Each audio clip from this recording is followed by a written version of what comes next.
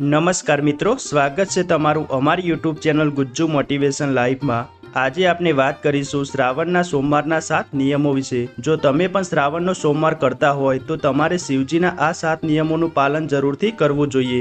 1. સોમવારે ભગવાન શિવનો અભિષેક કરવો ખૂબ જ શુભ છે। આવી સ્થિતિમાં તમે જે દૂધનો ઉપયોગ ભગવાન શિવના અભિષેક માટે કરશો તેનું સેવન ન કરો। ભગવાન શિવના અભિષેક પછી જે દૂધ બચે છે તેને જરૂરિયાતમંદોને દાન કરો। 2. શાસ્ત્રો અનુસાર શ્રાવણના સોમવારે દિવસ દરમિયાન સૂવું નહીં। સાંજના સમયે ભગવાન શિવની પૂજા વિધિપૂર્વક કરો। 3. શ્રાવણ માસ દરમિયાન સાત્વિક આહાર લેવો જોઈએ, એટલે કે ભૂલથી પણ ડુંગળી, માંસ, દારૂ વગેરેનું સેવન ન કરો। 4. સોમવારે બીલીના પાન તોડીને ભગવાન શિવને અર્પણ ન કરવા જોઈએ।